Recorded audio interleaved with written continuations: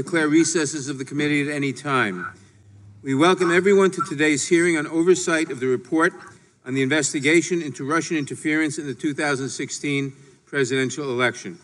I will now recognize myself for a brief opening statement. Director Mueller, thank you for being here. I want to say just a few words about our themes today: responsibility, integrity, and accountability. Your career, for example, is a model of responsibility. You are a decorated Marine officer. You were awarded a Purple Heart and the Bronze Star for Valor in Vietnam. You served in senior roles at the Department of Justice, and in the immediate aftermath of 9/11, you served as director of the FBI.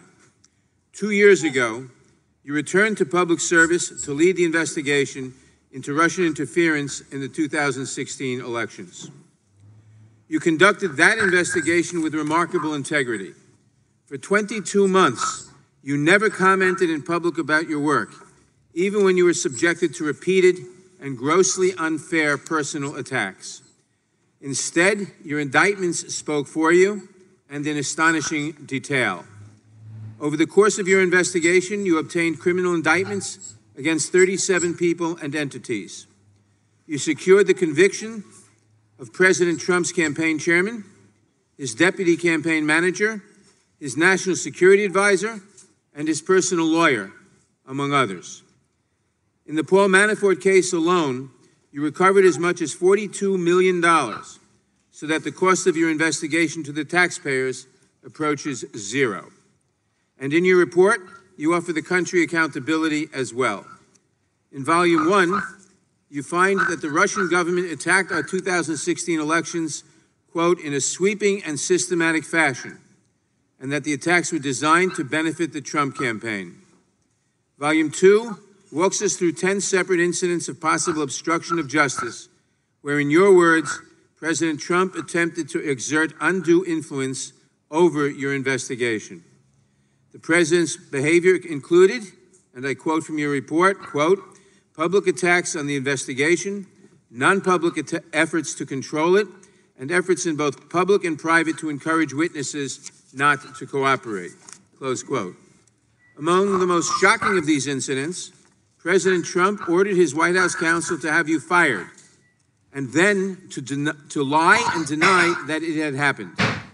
He ordered his former campaign manager to convince the recused Attorney General to step in and limit your work.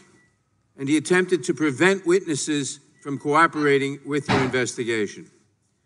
Although department policy barred you from indicting the president for this conduct, you made clear that he is not exonerated. Any other person who acted in this way would have been charged with crimes. And in this nation, not even the president is above the law. Which brings me to this committee's work: responsibility, integrity, and accountability. These are the marks by which we who serve on this committee will be measured as well. Director Mueller, we have a responsibility to address the evidence that you have uncovered. You recognize as much when you said, quote, the Constitution requires a process other than the criminal justice system to formally accuse a sitting president of wrongdoing, close quote. That process begins with the work of this committee. We will follow your example, Director Mueller. We will act with integrity. We will follow the facts where they lead. We will consider all appropriate remedies. We will make our recommendation to the House when our work concludes. We will do this work because there must be accountability for the conduct described in your report, especially as it relates to the president. Thank you again, Director Mueller. We look forward to your testimony.